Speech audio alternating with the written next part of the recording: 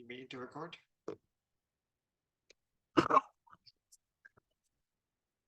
Are you meaning to record right now, Laura?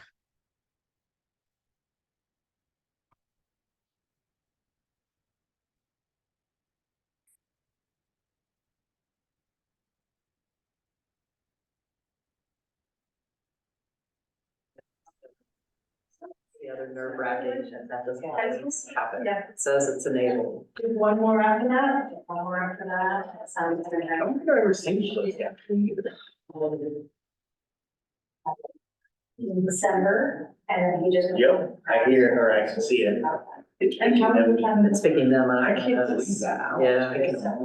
Yeah. Have you been there before? I have been to Colorado. That's scary. Times, What's but scary? never. Picking up your audio. Yeah. So my uncle, brother, and son lived in. So it's working. Okay, so then I need to, Good. can you hear us, Kelly? And they Okay. hosted. And it's. Yeah. All right, I'm gonna Perfect. end it. Oh, you want to? Yeah, I'm just gonna stop. Hold on. So it's just gonna. You know, all the things that you have to do. Okay. You know, with your plan for the trip. So Kelly, I just want to make sure you can hear me when I go through this mic as well, and it's not blurry. Yep, I can hear you clearly. People are starting to come in if anybody wants to read books. Okay. Um,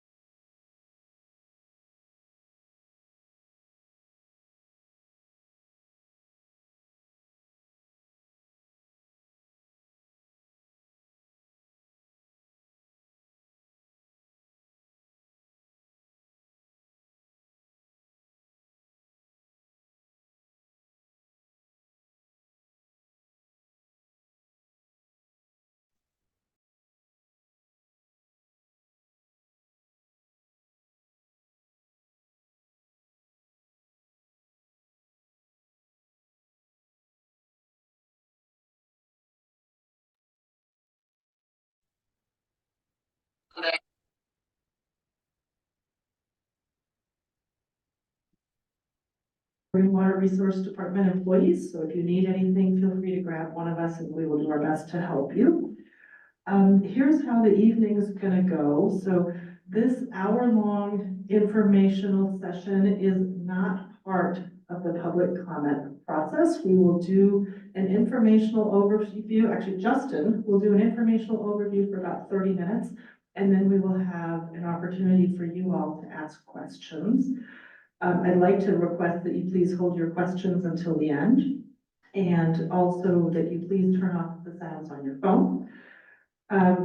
When we get to the question and answer segment, because this is a hybrid meeting, we will ask people online to raise their hands, and we will likely alternate between people who are participating online and people who are in the room. If you are participating virtually, you will need to please register for the public hearing if you would like to offer comments, so please make sure you do that.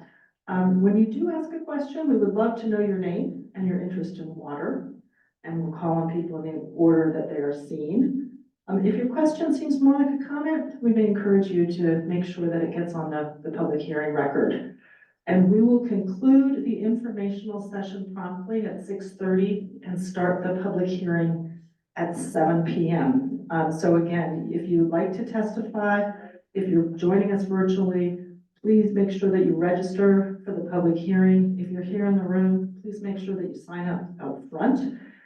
You're also welcome to submit written comments to the department until 5 o'clock, June 14th.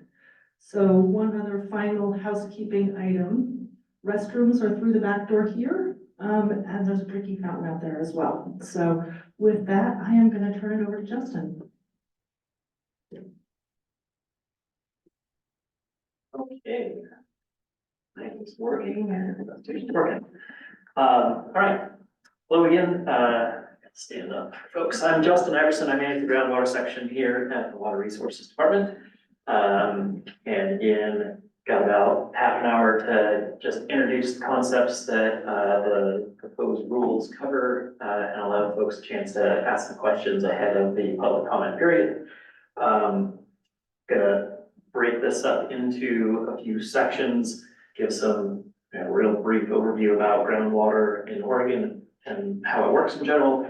We'll talk about some signs we've seen of over allocation of groundwater, discuss the rulemaking in general, talk about two major components of the rulemaking that the rules address, and then talk about, again, kind of wrapping up what we think the benefits are of the rulemaking and acknowledge some challenges that will come out of it, and then answer questions we have for the rest of the hour.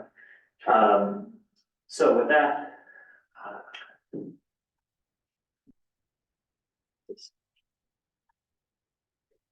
okay, so groundwater development introduction. I always like to start out with the water cycle. Many of you have seen this before, but for anybody that hasn't, or just to make sure that I reinforce the point, groundwater is a component of the water cycle, a flowing component, receives recharge with precipitation or snowmelt that infiltrates below a root zone. That's been happening for a good long while, and that constant input over the years creates a driving force that pushes groundwater to flow generally from uplands to lowlands, from recharge areas to discharge areas. Those discharge areas are commonly to streams and springs, and this area here shown on the water cycle plot that's circled where groundwater is coming out of the ground and back to the surface. That's an area that we commonly refer to as a location of hydraulic connection. I'll use that term a lot, it's used in the rules. And there are many connections in the water cycle, but we're focused on this groundwater surface water connection. When groundwater is developed and we drill a well into the subsurface and pull out groundwater, in many cases in Oregon, we are pulling water out of this flowing groundwater system. And so if you can imagine, again, pulling water out of that flowing component, if we kind of short circuit that groundwater flow component, we are taking water that would have otherwise discharged to surface water in many cases. In any hydraulically connected case, and in Oregon, many but not all streams have some connection to groundwater. So to reinforce that, I'll show a picture here of a spring along the Metolius River. And again, if we were to drill a well right above the spring and start to pump it, hopefully it's apparent that any amount of water that we pump out of that well is going to be that much less water that comes out of that spring flow. We can take that well and push it back away from the spring, and the timing of that depletion of spring flow will get longer, and maybe we can disperse the distance across which that depletion happens. But regardless, if we're taking water out of that groundwater flow path, 1 for 1, that's going to be that much less water that comes out of the spring. And that is a cumulative process. So if we put in many wells, then the water pumped from each of those wells is going to cumulatively add on, and that'll be less water coming out of the spring. So with those two key concepts, we'll move on to how we've developed groundwater. We've certainly developed a good deal since this map shows the difference between wells, locations that we knew of in 1955 when the Groundwater Act was passed for the state and we started to require a well log for each well. And 2016, about 250,000 wells. This is a density map, so each of these dots is the number of wells per square mile, with the yellow colors being 300 plus wells per square mile, and then kind of grading down to the purples, which is 1 to 16 per square mile. You can see development hasn't been even. It's been concentrated in a few areas, and where we've really concentrated development, or even where there's relatively light development, but groundwater resources also not terribly robust, not a lot of precipitation driving a lot of through flow, or disconnected groundwater system where it's not receiving a lot of recharge, that can create issues where we allocate more water rights and allow more pumping than can be absorbed by the system, if you will. And that leads, well, get ahead of myself. So of those 250,000 wells, just want to give a general breakout to give folks kind of an idea of what that looks like. So this plot shows percent of totals. For the blue bar, it's percent of water wells by type. Types are at the bottom if you can see them. Really, I just concentrate on the first three, which is domestic, irrigation, and community. That includes municipal wells. And so as a percentage of the total, as a percentage of that roughly 250,000, about 88% are for domestic use. Let me pause just for a second. Somebody's having audio issues. Kelly, can you confirm for us whether there's a echo or something going on? I do not hear echo on my side. I hear loud and clear. Thank you. And everybody's muted, so the only thing I could suggest is maybe logging out and trying to log back in here. Ma'am, you do have the microphone right by the speaker. Yeah, something. You think that it's off? Right? Hold on. It is off, Okay. but thank you. Sorry. Okay. Okay. Carry on. We'll carry on. Okay, so as a percentage of total water wells, large majority of them for self-serve domestic use. Those types of uses are exempt by statute from the permitting process.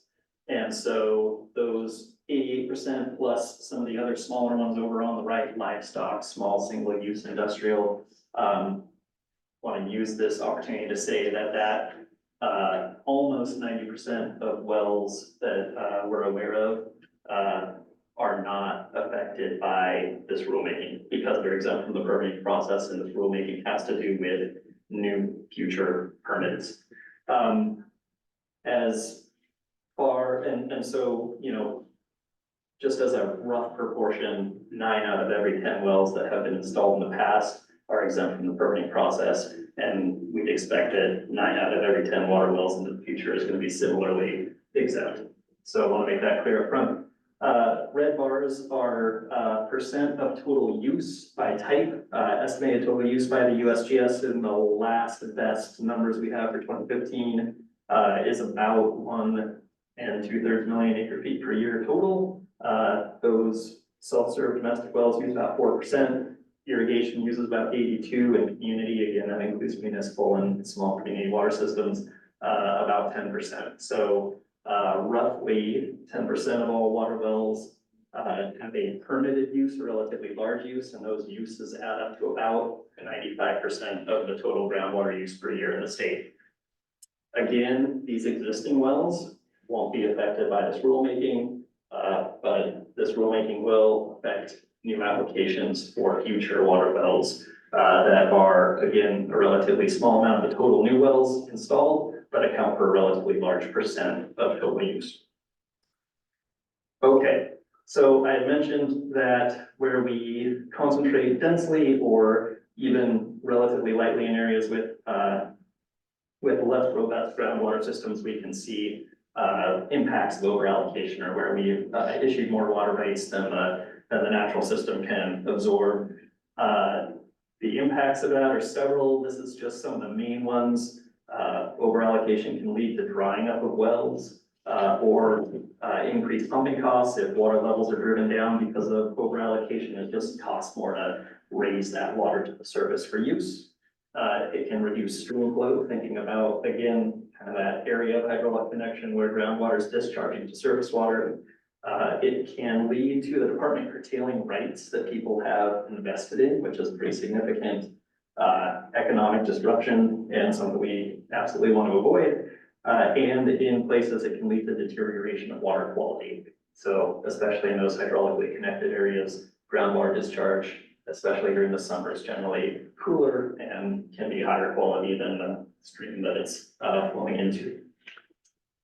And we see signs of over allocation across the state. This map shows excessively declined water levels, where we have data to show that water levels have dropped more than 50 feet from highest known water levels. They're concentrated in some areas of the state, but they exist statewide in many areas. Similarly, a map of where we've received dry well complaints over the last 3 summers roughly, since this is since June of 2022, I believe, or 3 through March of 2024. Again, they're focused in some areas. The issues exist around the state. Also, I've been hastening to add that wells can go dry for a number of reasons. Not all dry wells are absolute indicators of overappropriation, though it can make it easier for a well to go dry. And certainly some of these we have direct evidence that it's the pumping in excess of what the resource can afford that's dried out particular wells. Looking at the hydraulically connected tail end of the flow path, surface water, and this is a map of surface water availability in the month of August, and anything in tan means that surface waters have been fully allocated in August.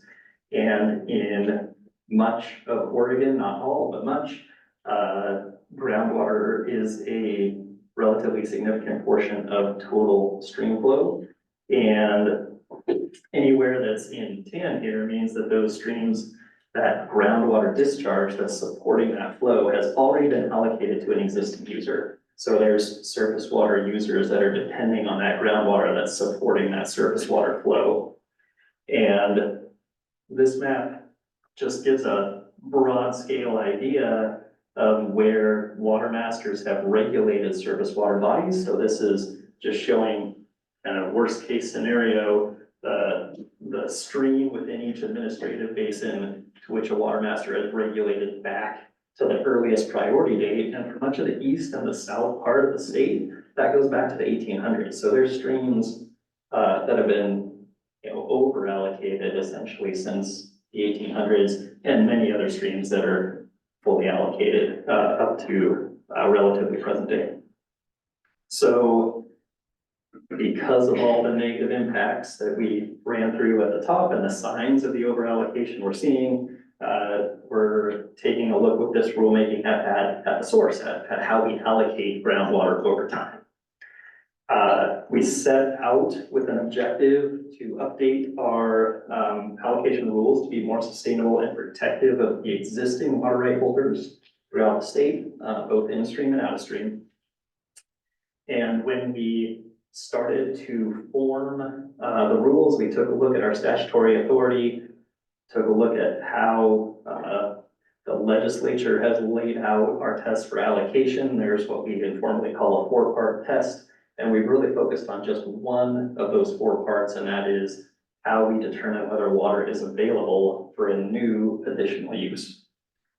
And so our current rules here listed on the left of the screen say that water is available for additional allocation if it's not over allocated. So essentially it says, hey, we're gonna add new uses to the groundwater system until it's over allocated. And at that point, we're likely to see some of those negative impacts. So we're gonna stop making the problem worse, continuing to allocate. At the same time, we have to address those negative impacts and potentially curtail back. And so that comes into, well, 2 of the major tests are here in the bullets on the left. We're going to, first of all, the rules say allocate up to the full annual recharge volume.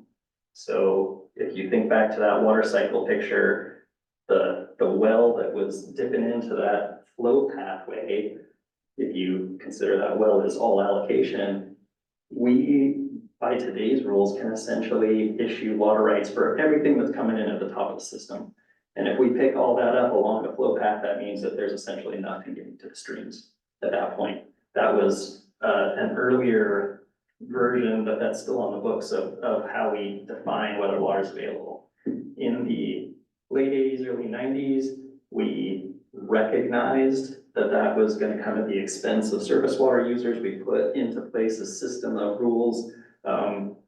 And essentially we said, okay, well, if there are short-term within a irrigation season, acute, relatively large impacts of pumping on surface water, will find that there's the potential for substantial interference and we won't issue any water right. But if that well is further away and that impact might grow over years or even decades, which it will eventually, or if it's relatively small compared to the flow of the stream, so it was on an individual case-by-case basis, so it wasn't cumulative necessarily, just any single application, then those were still permitted, and I'll give a couple examples later on of how we did that.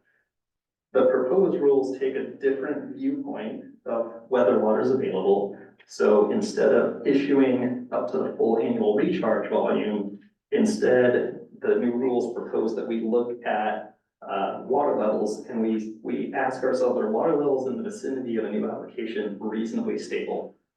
And reasonably stable water levels is a statutory term that's been in the statute since 1955, but it's never been defined in rule, and because it hasn't been defined, it has been really difficult to implement because we don't know or haven't said what that exactly means. And so with these rules, these proposed rules, we're defining what is reasonably stable.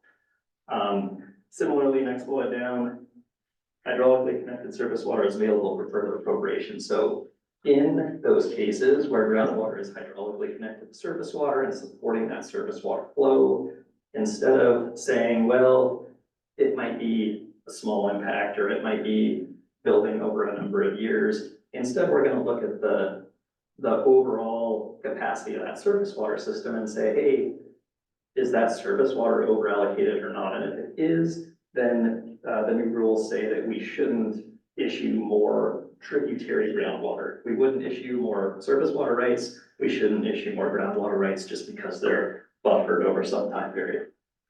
And then lastly, we want to make sure that the aquifer is physically capable of producing at the requested rate. That's something that's pretty easy to grasp, and so I'm not going to go too much deeper into it than that.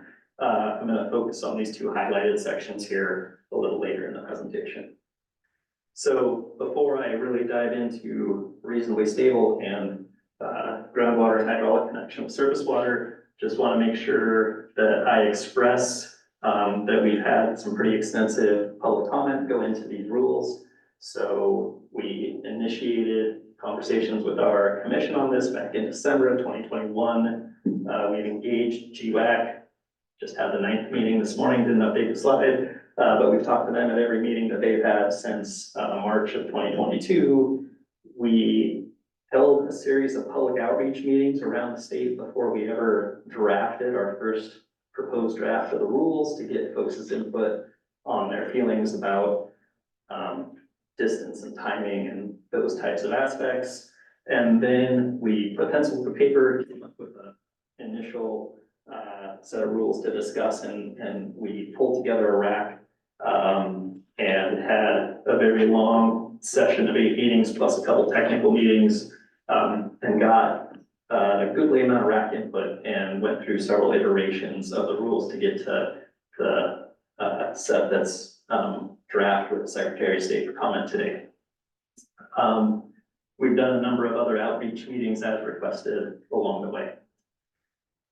The rules have really benefited from input from the RAC. The RAC is pretty diverse. I'm not going to go through all of the members here, but you can just see at a glance all the different representatives of various viewpoints we had on the RAC roster. And really appreciate their time over the months and their input. Okay, so I'm going to come back around to those two highlighted issues because this is really the most substantial part of the rulemaking. First one, again, is defining reasonably stable groundwater levels. Again, the statute says reasonably stable groundwater levels shall be determined and maintained. So this is the determining part of that statute. In looking for a definition, we started with just looking at, well, reasonably stable water levels isn't a water level that persists through time. So water levels will naturally rise and fall with variation in precipitation and use over various time scales. So this blue line at the top is our model for a reasonably stable water level. The kind of high frequency oscillations represent at the lows and a summer period, dry, water's being used for irrigation and other uses. And then toward the fall and winter, when irrigation tapers off, and if you remember from the bar graph, that's a big chunk of the actual use tapers off, it starts getting wetter, recharge starts to occur, water levels come up and rise typically through the winter into a spring high. And so all these high points are various spring highs, and we repeat the cycle. In Oregon, historically, we've got a climate cycle that's roughly on a 10-year period of wet years and dry years. And so during dry cycle, you might see these spring peaks start to decline, and then the wet cycle, you'll see them start to rise again. There's El Nino cycles superpositioned on top of that are shorter timescales. So you essentially get what is termed here a dynamically stable range. And so reasonably stable water levels, we've used this model of dynamically stable range as what that means. And so to define what this blue bar, this range means for Oregon, we took a look backwards at all the water level data we've gathered to date. And we've got water level data from more than 9,000 sites across the state. And we started to parse that and first of all found, well, how many wells do we have with water level trends that are 25 years or more? We wanted to find wells that were responding to climate forcings that had a good long period so we could see those decadal influences shown in those hydrographs. And in doing that, we saw that statewide, about 90% or more of those wells could be described by a decline rate during dry periods that was falling at about half a foot or less per year over a 5 to 20 year averaging period. And then overall, again, more than 90% of the wells statewide, this drop wouldn't get more than 25 feet before it swung up again in a following wet cycle and wet cycle following dry cycle. And so we drafted these rules to show or to have these criteria, again, from looking back, what describes climate influenced wells so that we could apply that to application by application basis. And when we don't have a full long record and we're looking forward to determine is water available for additional appropriation, we could say, well, if it's not falling at half a foot or more per year, and it doesn't decline more than 25 feet before it swings back up, that's what we've proposed means reasonably stable. So in a nutshell, the rules say, again, reasonably stable means water levels no more than half a foot a year, 25 feet total. We're measuring that from the highest known water level, so from the highest point in the wet cycle.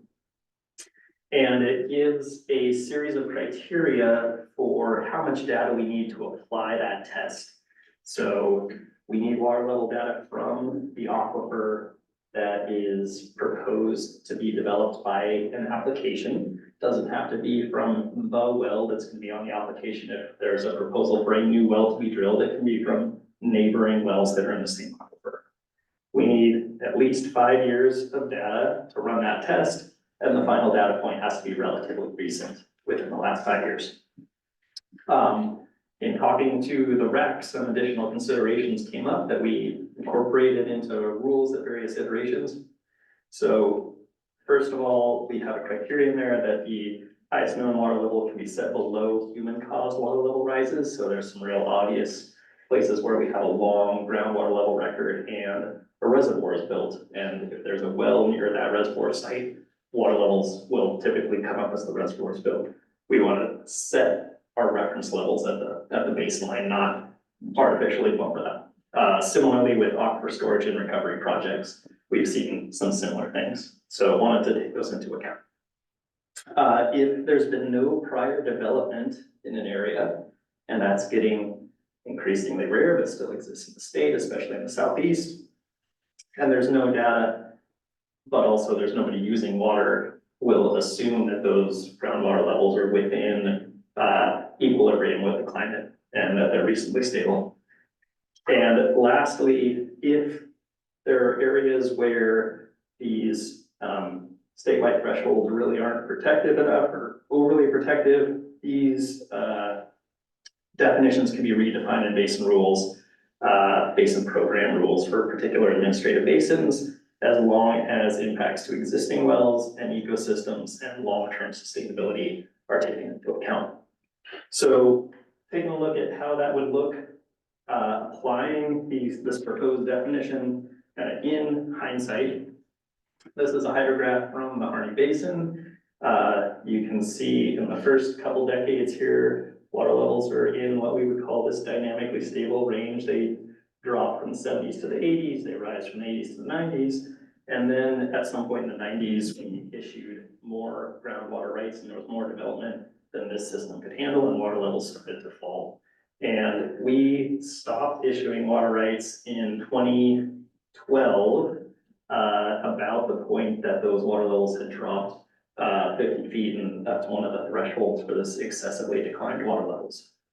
Under the new proposed rules, water levels would meet the reasonably stable test through 2007, and then not meet it in the orange part of the graph here, where they've dropped off below the thresholds.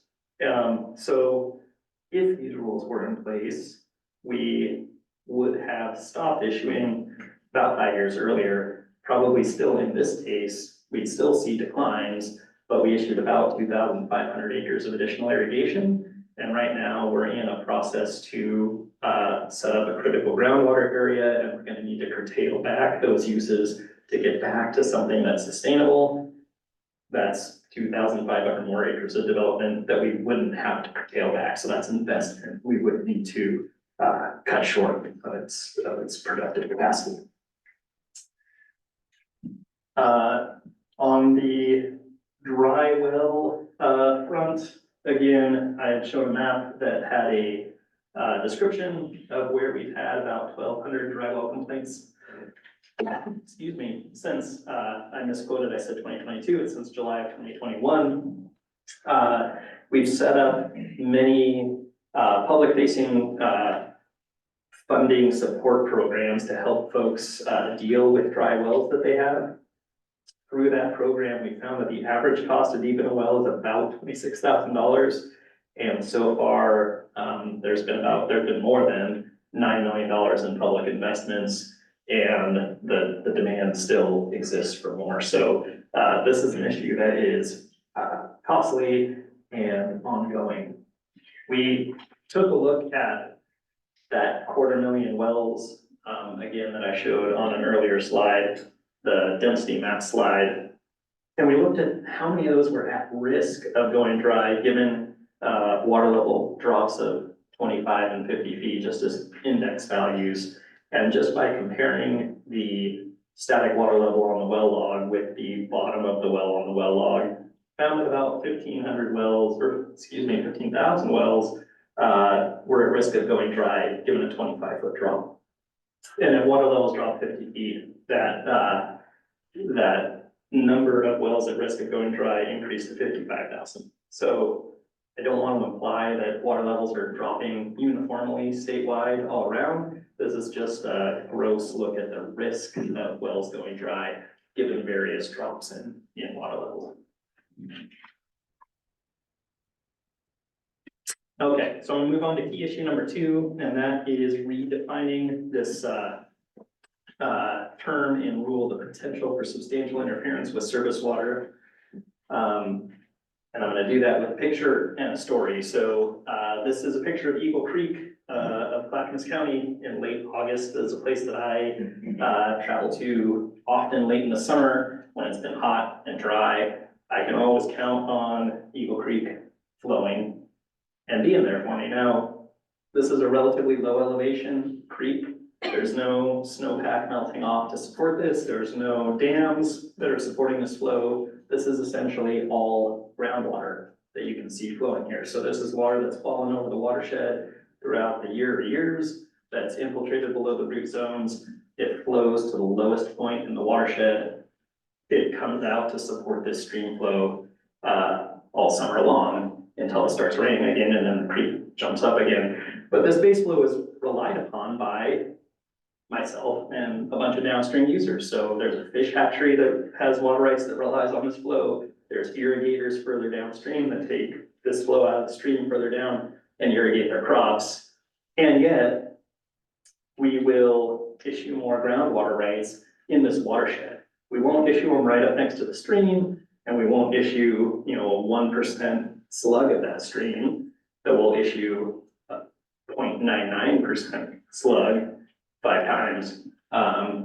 And so the proposed rules take a look at this full watershed and say, is water available for more groundwater development? And because this is fully appropriated, and I should say that it's over appropriated, because the water master has indicated that she regulates off surface water users about 3 out of every 4 years, then the new rules say, well, we shouldn't issue more groundwater rights that are going to further make away at this base flow over time.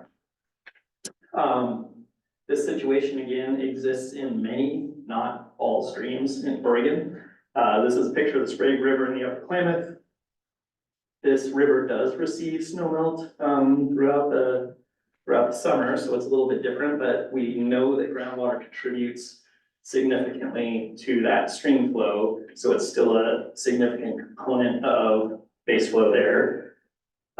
This stream is completely regulated off for surface water users back to the single most senior water right every year since 2014, and groundwater users continue to pump. Now, I want to make it super clear that this rulemaking isn't going to affect the current groundwater users there. It's not going to affect existing water users, but in this situation and many other like it, it will help us not issue additional groundwater rights that continue to make the problem worse. So again, future looking to not make these situations worse.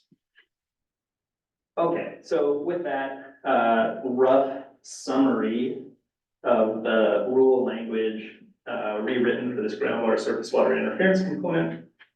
So it looks at, again, this technical term that's in rule, this potential for substantial interference, and says if a groundwater flow path is hydraulically connected over the proposed period of use of a new water right, then the potential for substantial interference exists, and actual substantial interference will occur, and therefore water won't be available for additional allocation if we look to the surface water. If that surface water isn't available, if the surface water is withdrawn or classified, if it's regulated off to satisfy senior rights, or if there's in-stream flow criteria in that surface water that aren't being met.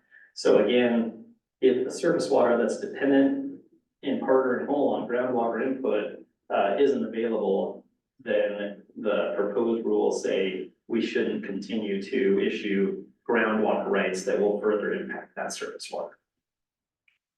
All right, so implications of that are the department is likely not going to issue as many groundwater rights in the future under these proposed rules as they do today.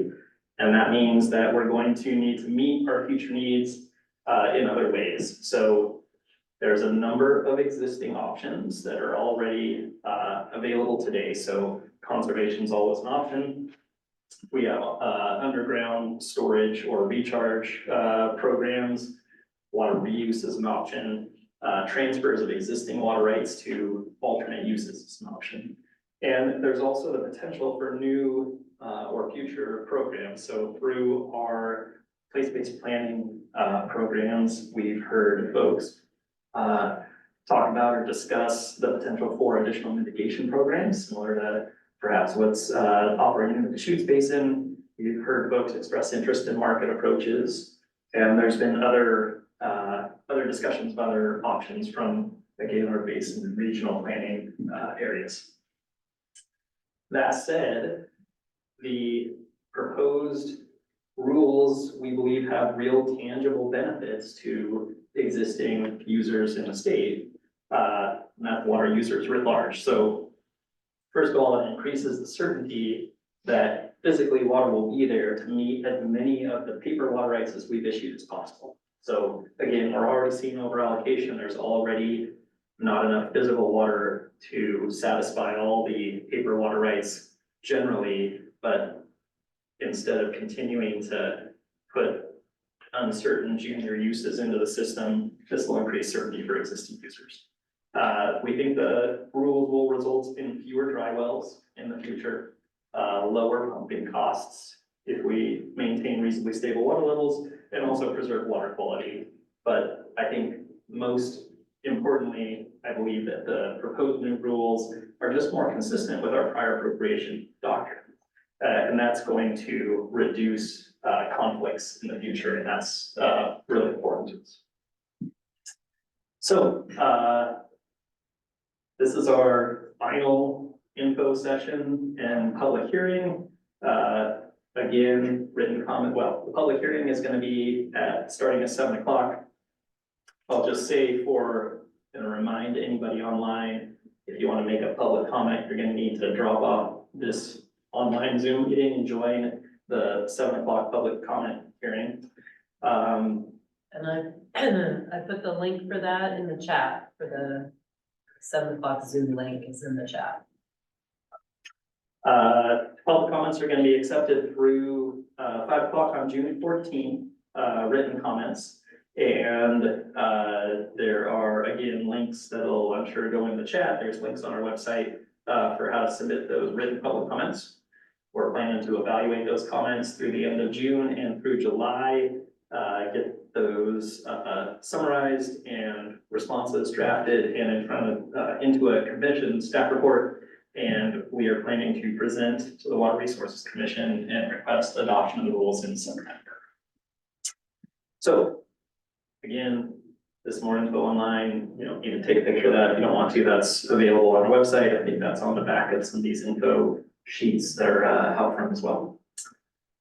And I'm happy to answer any questions folks may have. We're gonna, so what we're gonna do for Q&A is we're gonna alternate between people in the room and people online. So people online, if you have a question, please use the raise your hand function. And if that doesn't work, just drop your name in the chat and say I have a question. If you put a question in the chat, I'm gonna call on you and ask you to repeat your question. So I'll just tell you that right now. And I'd like to actually start, there's one person on here who has a phone number. So I'd like to start just with the phone number because that will be easier for you to track. And then we'll go ahead and alternate. So I see somebody with the phone number 541-490-9919. Just gonna ask, do you have a question? Because if you're on the phone, you can't raise your hand then. What is that?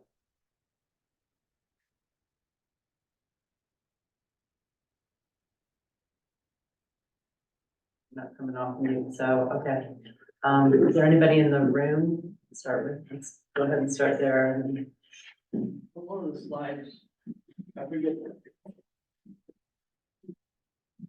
Yeah, please introduce yourself. Yeah, this is Will McGill, certified water rights examiner. One of the slides, I forget the exact wording, but it mentions something about market-based approach or market. Yeah.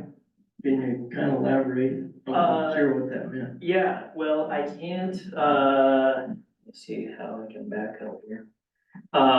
So it did say that, and that was in a potential or future opportunity. So we've heard folks, discuss the opportunities for market-based approaches. I personally have heard that, mostly in public meetings of the Harney Basin Collaborative.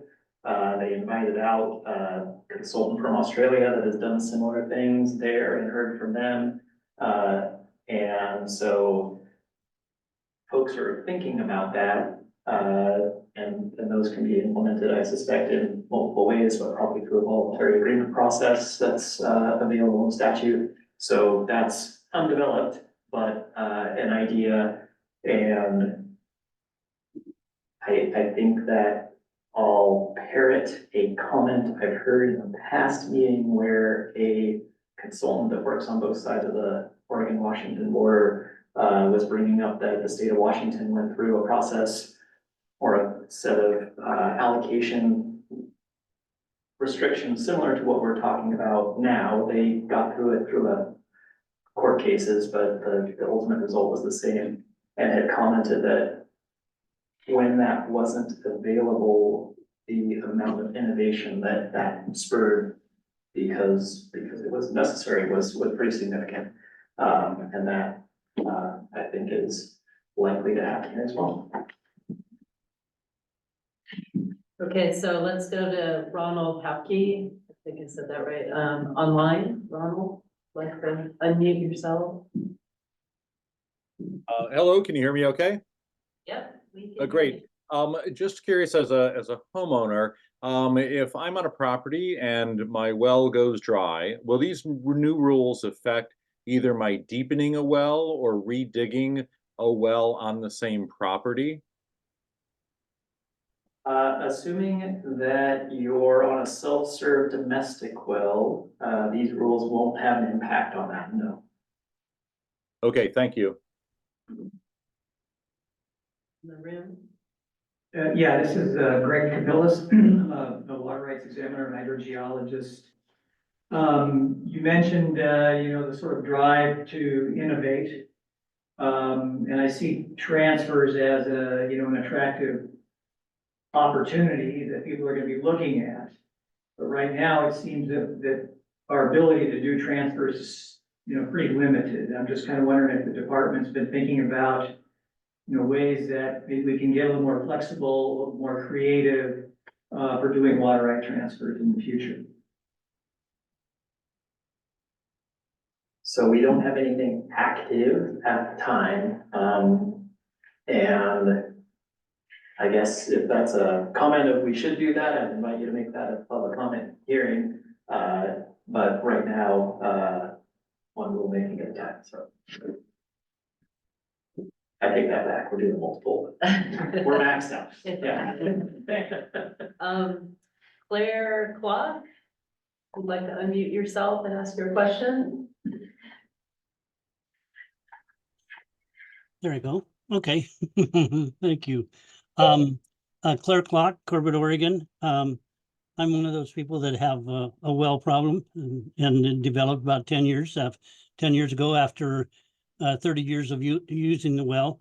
But beyond that, the question I have is when you gave the example of the Eagle Creek and the Sprague River and applications for groundwater rights, how much is the entire basin, like the Clackamas and the Klamath, considered when you do water rights in individual creeks and rivers that feed those, the main stem? Thank you. So currently, and in the future, under these particular rules, we take a look at, well, each application individually on an application by application basis, and we have a series of, we look for all the data that's around the proposed site for development, and we assess how groundwater flows in that area and where it's flowing to. And so we're looking at groundwater flow paths that are contributing to, a stream mostly. And so site-by-site assessment looks at a stream. Under the proposed rules, we would look at water availability in that stream, and the department's water availability system is a nested system. So water availability in that stream does depend on whether water is available downstream at more major tributaries.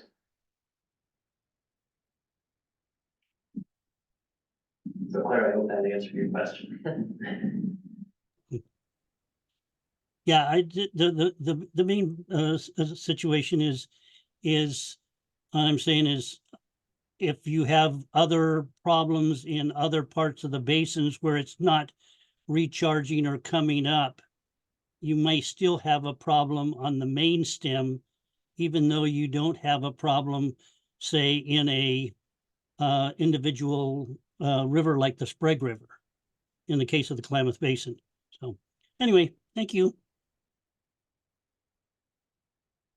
I'm Stephanie Tidwell with Water Climate Trust, and I am wondering how the new definition for reasonably stable groundwater levels accounts for climate change and other predictive modeling.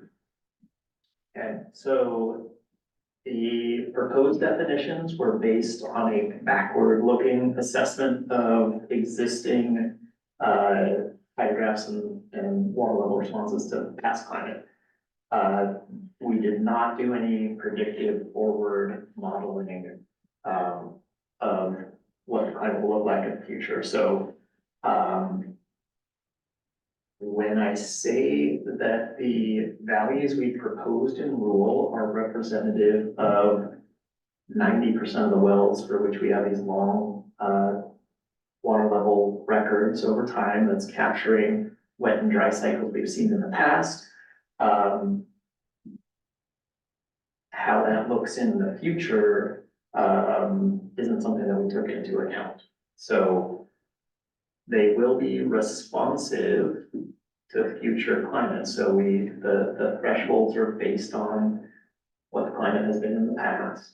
And so if it gets wetter in the future, then water levels will presumably be reasonably stable or go higher. If it's drier in some cases, then they might go lower. The thresholds will remain as they are. But there's no planning at all for climate change in it? But we're required to do that.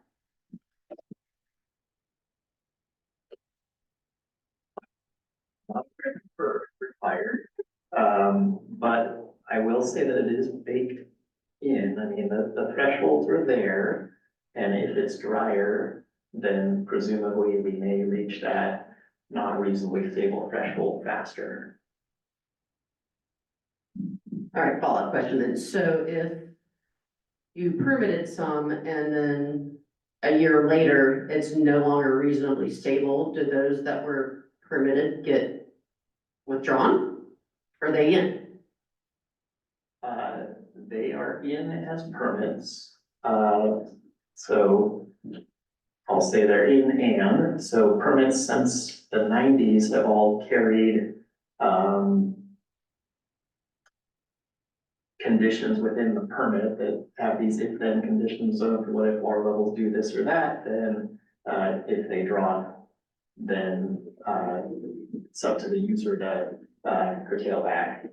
And there's potentially, if water levels drop off significantly and cross the thresholds for excessively declined, that could trigger a critical groundwater area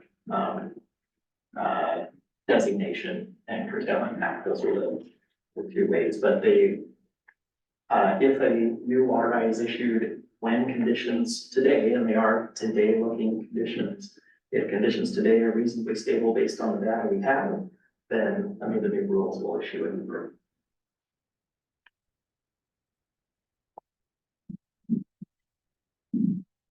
Okay, I see Eric Dittmer, you dropped a question in the chat. Are you able to unmute yourself and ask your question? Yes, can you hear me? We can hear you. Am I loud enough? Yep, I can hear you. Thank you. Okay, I'm just curious. Here in southern Jackson County, we have fracture controlled geology, and I was wondering how that would affect the determination of stable groundwater levels.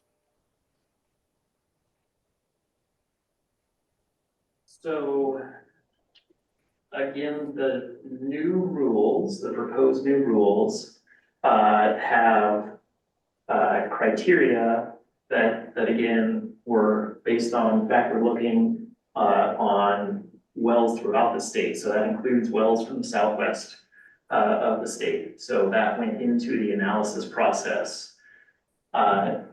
We also will evaluate any new application based on the data that we have in the local system as well as greater understanding. In and of itself, fractured rock aquifer or any aquifer in any part of the state,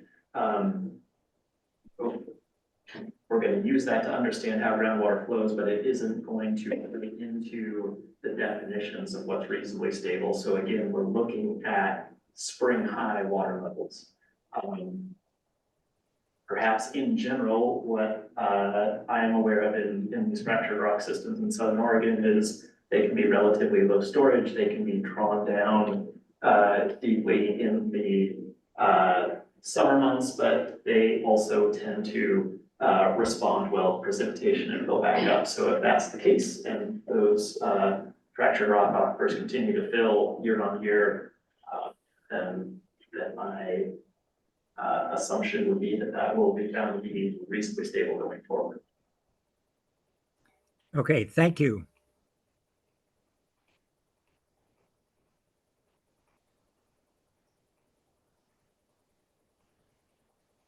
Is there anybody else, either in the room or online, with questions for Justin?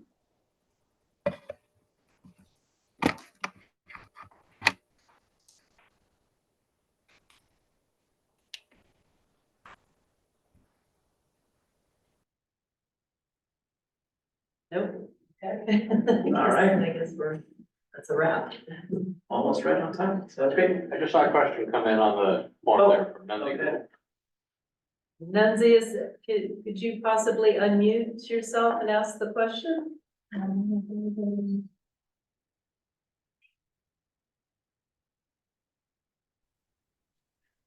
Yes, thank you for your presentation. Does OWRD measure the temperature of water injected into wells? So, I'm assuming that you're talking about aquifer storage and recovery projects. Yes. So the developer of an ASR project typically measures water temperature as well as other what we call field parameters. So parameters that you can measure real time in a stream with a set of equipment. So pH and total dissolved solids and some other parameters. They typically do measure that going into wells, and that is typically reported to the department in the ASR pilot testing reports that are part of the ASR program. So the department doesn't measure it directly. Many project proponents do so at pretty high frequency. And at the least, there's a minimum number of water quality samples that are required throughout the year, and temperature will be collected as part of that sampling suite. Thank you. Mm-hmm.